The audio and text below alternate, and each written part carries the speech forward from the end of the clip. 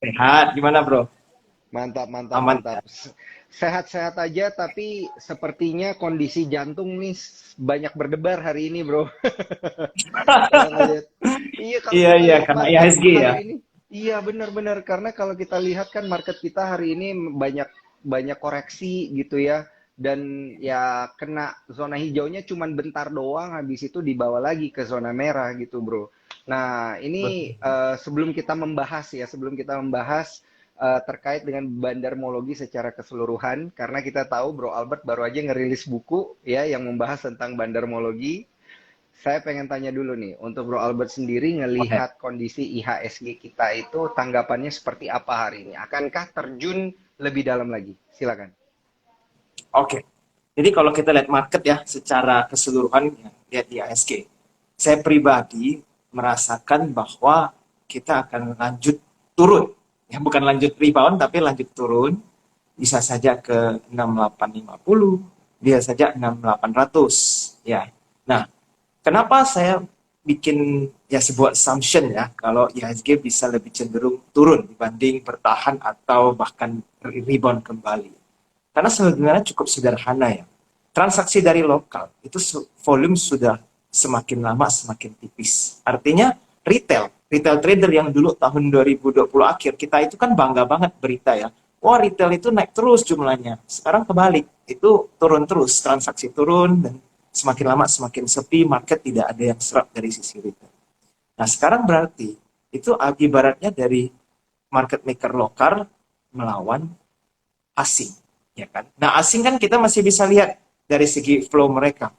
Semenjak dari FOMC meeting sampai hari ini, asing itu udah kelihatan banget mereka ingin exit dari IHSG.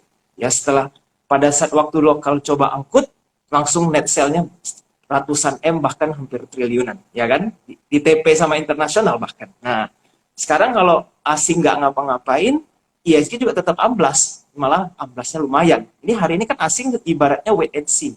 Itu lokal aja udah nggak tahan. Nah, bayangin kalau asing beberapa hari ke depan, minus lagi nih ratusan miliar. Nah, ISG itu gimana mau naik? Gitu kan. Dari dana siapa? Retail aja udah banyak saya dengar-dengar ya, bahwa retail itu udah lihat ISG seperti ini, pontonya sudah agak kebakaran gitu kan. Apalagi kalau suruh beli terus gimana, pakai dana dari mana lagi gitu kan. Jadi ya menurut saya sih IHSG dalam beberapa minggu atau bahkan bulan ke depan bisa saja masih tetap tertahan atau bahkan bisa lanjut koreksi.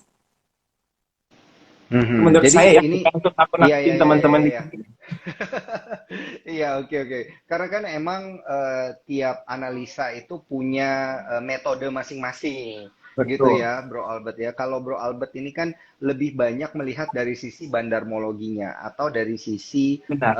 flow ya, flow dari asing atau Panik domestik tuh. atau mungkin flow dari big money gitu ya. Kita yang sering kita perhatikan. Nah, jadi Betul. membahas sedikit yang menjadi jawaban dari Bro Albert tadi bahwa kalau kita lihat memang berarti 7.000 ini bakal jadi resisten dong ya untuk awal kuartal 4 2022.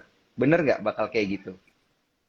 Bisa saja, bisa saya. Dengan catatan kalau asing tidak ada kelihatan tanda-tanda masuk ke IHSG ya. Biasa kan waktu akhir tahun window dressing ataupun January effect itu kan asing suka tuh masuk ke dalam IHSG dengan dana cukup masif seperti tahun sebelum-sebelumnya. Nah, kalau misalkan itu nggak terjadi, IHSG bisa nggak kuat. Saya rasa IHSG bisa koreksi lebih dalam lagi. Nah, jadi 7.000 itu ya memang sekarang kita sudah jebol ya. Ibaratnya 7.000 nggak tahan, asing juga nggak beli, ya udah masuk ke area berbahaya gitu. Asing tidak beli, ini berarti ya bener ya. Kalau asing nggak beli, cuma jualan dikit-dikit, ya berarti kan memang ada apa ya istilahnya ya wait and see ya. Yang tadi kayak Bro Albert Betul. bilang kan kita tunggu tunggu sebentar, kita lihat ini kondisi gerak market mau kemana. Karena global juga kita lihat kan memang lagi banyak koreksi terjadi ya di US market maupun di Europe market. Kita lihat juga rupiah kan hari ini ke 15.400 kalau nggak salah ya kalau kita lihat dari Ya. apa namanya pergerakan rupiah dan dolar Amerika Serikat ini yang menandakan bahwa memang ya ada asing yang lebih banyak keluar exit gitu ya dari Indonesia. Tapi Beda halnya dengan indeks harga saham gabungan kita yang katanya kan memang kalau di bulan Oktober, nah ini kita ngomongin tentang Oktober efek nih, Bro Albert nih. Ini kan Oktober biasanya katanya lebih banyak ditutup di zona hijau ya, menurut data historis 10 tahun belakangan. Akankah itu Betul. terjadi di tahun 2022? Pandangannya seperti apa? Silakan. Oke. Kalau misalkan ini di keadaan normal ya, saya mungkin akan optimis bahwa akhir bulan bisa ada terjadi technical rebound, ya kan? Tetapi kita ini sedang di era tidak wajar, di mana perang ini sekarang berlangsung sudah cukup lama, ya kan? Tahun-tahun sebelumnya kan tidak ada yang namanya perang seperti Rusia Ukraina yang berkelanjutan, bikin energy crisis dan seterusnya. Sehingga kalau mengharapkan setiap bulan ini terjadi rally yang cukup kencang, perlu sangat optimis sih menurut saya ya. Bukan berarti tidak pasti tidak terjadi. Saya sendiri tidak bisa memastikan itu. Cuma menurut saya dengan keadaan ekonomi global sesuram ini, ya kan, dan asing juga terus-terusan exit, saya rasa untuk Oktober ini bisa saja akan sulit nih untuk IHSG bisa naik cukup signifikan gitu. Ya, khusus Oke, untuk berarti mungkin ada rally yang tertahan gitu ya, karena asingnya exit terus gitu ya, pelan-pelan. Ini kalau istilahnya kita bilang perlahan namun pasti gitu ya, kayak dikit-dikit exit, dikit-dikit exit, dikit-dikit exit. Kita nggak tahu kapan money flow-nya bakal berlanjut gitu untuk kita punya indeks harga saham gabungan. Tapi ya di sisi lain kita juga perlu memperhatikan sentimen-sentimen domestik gitu ya, dimana kan memang secara domestik itu kita melihat bahwa kita itu sekarang current account surplus dan lain sebagainya. Semoga ini juga bisa jadi pertimbangan untuk para investor asing begitu ya, memilih negara kita ya dibanding negara-negara lain mungkin yang mungkin agak lebih struggle ya daripada Indonesia sendiri. Nah, Bro betul. Albert, eh, ini kan yang saya dengar-dengar gitu ya, karena kita banyak membahas tentang net flow asing dan juga domestik. Saya kemarin jalan-jalan ke Gramedia dan nemu nih bukunya Bro Albert. Ini tentang bandarmologi gitu ya. Saya pengen Oke, mengucapkan congratulations ya, selamat untuk Bro Albert yang berhasil merilis bukunya terkait dengan thank you bandarmologi. Ko Daniel. Yeay, Yeah. congrats, congrats buat Bro Albert ya. Jangan lupa Dan dibaca boleh ya Ko dong. Daniel. Iya ya, pasti. Dan mungkin kita juga akan bahas sedikit ya, Bro Albert, terkait dengan isi daripada bukunya itu seperti apa sih, dan kemudian lebih banyak highlight ke arah mana dan perbedaan bandarmologi versi Bro Albert dan juga analis-analis bandarmologi lainnya itu seperti apa. Nah, ini mungkin yang akan lebih banyak kita bahas juga pada malam hari ini. Dan untuk para cuan troopers, jangan lupa apabila ingin bertanya, ya ingin konsultasi sedikit, tanya emiten, nanti boleh bertanya melalui kolom question and answer kita. Akan kita pilih pertanyaan-pertanyaan yang menarik untuk langsung dijawab oleh Bro Albert. Oke, kita langsung ke bedah bukunya nih untuk Bro Albert sendiri. Ah, ini udah ada nih dari cuan troopers kita yang menulis bahwa isi bukunya sangat bagus banget Wah, tuh. thank Udah you tuh. sangat bagus, Siapa ada tuh? banget lagi. JJ. Dari JJ Thank underscore you, Jen thank you. 07. Nah, saya pengen tanya, sebenarnya secara menyeluruh ya, ini sinopsis deh, kita biasa kalau mau nonton itu kita lihat sinopsisnya dulu ya. Jadi secara menyeluruh untuk bukunya Bro Albert ini sendiri, bandarmologinya itu highlightnya ke arah mana nih, Bro Albert? Silakan. Oke, jadi sebenarnya buku ini mengajarkan buat teman-teman yang mungkin ya selama ini praktisi market kan seringkali terekspos dengan fundamental dan teknikal. Ya di mana-mana teman-teman mungkin mau cari cara analisa teknikal itu berbagai buku, berbagai channel YouTube juga pasti nggak akan mengajarkan technical analysis. Bahkan sekuritas pun akan merilis ya, begitu banyak technical analysis every single day, setiap harinya. Nah ini kan berarti gampang mencari informasi teknikal kan. Nah tinggal teman-teman dalami support resistance terus. Begitu juga dengan fundamental. Justru fundamental adalah ilmu pertama. Yang dimana investor itu sebenarnya invest saham itu apa? Ya pelajari fundamentalnya dan seterusnya. Jadi ini informasi-informasi yang sangat level pertama lah saat investor ingin masuk ke dalam saham. Nah tetapi pada saat retail masuk ke dalam dunia saham sebenarnya tidak sesederhana itu. Ya, market kita kan bergerak tidak secara sendirinya ya. Ada banyak orang yang melakukan beberapa hal di belakang itu sehingga harga saham itu bisa bergerak. Ya kan harga saham kalau semua orang tidak ngapa-ngapain, ya tidak akan bergerak. Berarti kan ada yang melakukan action. Nah, bandarmologi itu memberikan teman-teman sebuah insight baru ya, bahwa gimana Mhm. sih cara kita memahami market dari sudut pandang sebuah big money gitu ya kan. Kita harus Mhm. melihat mereka itu cara kerjanya seperti apa, cara mereka berpikir seperti apa, supaya kita ini retail trader yang dananya kecil, yang informasi selalu terlambat, ya kan, itu kita tidak kejebak di ujung. Ya, Mhm. artinya lalu ke bagian cuci piring, lihat berita, beli, langsung nyangkut, dan seterusnya. Inilah buku ini bisa memberikan insight seperti itu, supaya teman-teman terbuka pikirannya, ternyata di market itu seperti itu ya. Gitu. Iya. Baik, berarti nanti mungkin di akhir-akhir sesi trader stock kita hari ini kita bisa sedikit coba mempraktekkan gitu ya ke beberapa emiten. Boleh dong ya, Bro Albert ya? Kita tanya-tanya Boleh. langsung dan kita cari tahu langsung gitu ya gimana nih kondisinya. Nah, tapi sebelum kita ngarah ke sana, ini ada pertanyaan dari Merdeka underscore Finansial. Bisa beli bukunya di mana? Apakah udah tersedia gitu ya? Di mana namanya di seluruh Gramedia yang ada di Indonesia atau Gramedia tertentu. Kalau teman-teman ke Gramedia yang biasanya besar-besar itu semua rata-rata sudah ada, ya. Mm-mm. Kalau misalkan teman-teman udah ke Gramedia tidak ketemu bukunya, bisa juga pesan online ya di Tokopedia ataupun Shopee, tinggal cari aja bukunya, Mm-mm. pasti akan ada. Mm-mm. Gampang kok, dan Hmm. bukunya sangat murah, affordable. Bisa Oke, tinggal di Gramedia utama hampir di semua ada, kota-kota besar yes, ya. nasional ya. Yes, ada. Secara nasional udah ada siap. Nah, ini juga ada pertanyaan follow up. Boleh kasih tahu babnya apa aja kok katanya. Nah, ini highlightnya nih, highlight bukunya apa aja?